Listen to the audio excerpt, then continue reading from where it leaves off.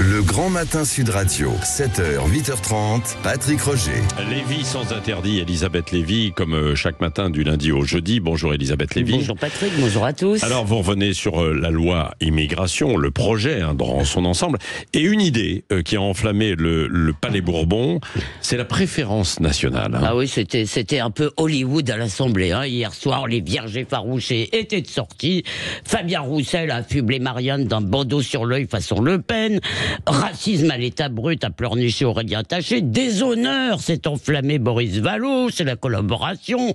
Bref, pour les belles âmes qui aiment l'humanité mais se fichent un peu de leurs électeurs qui sont beaucoup moins immigrationnistes que leurs élus, les heures les plus sombres sont de retour. La République est en danger et moi, je ne me sens pas très bien.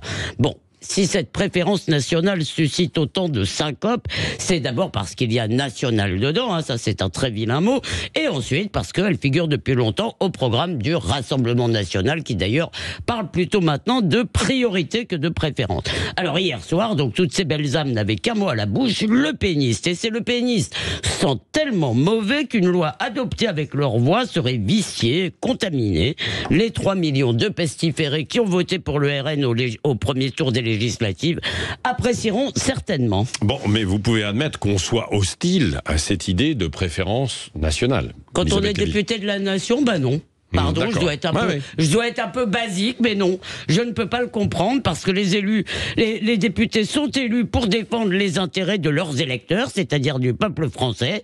La préférence nationale, c'est leur mandat, c'est leur mission, la préférence nationale.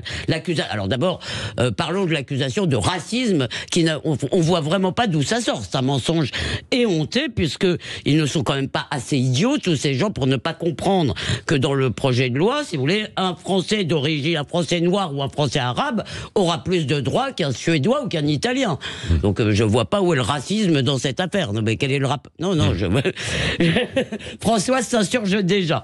Donc il ne s'agit évidemment pas de racisme puisqu'il s'agit d'une différence selon la nationalité. Et en fait, il n'y a pas de nation sans préférence nationale. Le droit de vote, c'est une préférence nationale. Le fait que certains emplois soient réservés aux Français aussi, à part de la Légion étrangère, qui est une exception, vous ne pouvez pas vous faire trouer la peau pour la France sans être français, préférence nationale. Alors bien sûr, il y a une nouveauté dans la loi, elle est introduite très timidement en matière sociale, et notamment pour ces fameuses APL.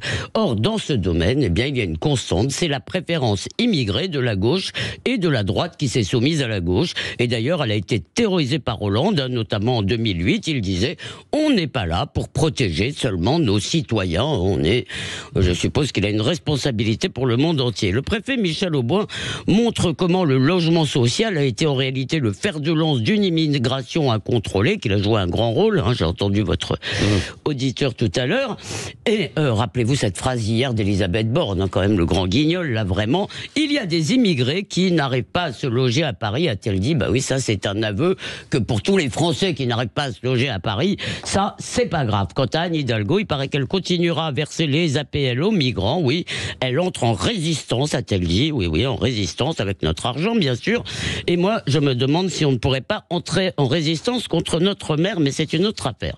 Bon, cela dit, il faut avoir un esprit de compromis. Vous me connaissez, Patrick. Je suis pour le compromis. Donc, je pense que le gouvernement pourrait faire un geste en direction de la gauche et abolir une forme de préférence nationale qui est l'exception culturelle. Oui, là, c'est une préférence nationale qui protège les créateurs et la création française. Et moi, je vous dis qu'il n'y a pas de raison. Il y a certainement dans le monde des millions d'artistes et de créateurs qui ont eux aussi besoin de notre soutien.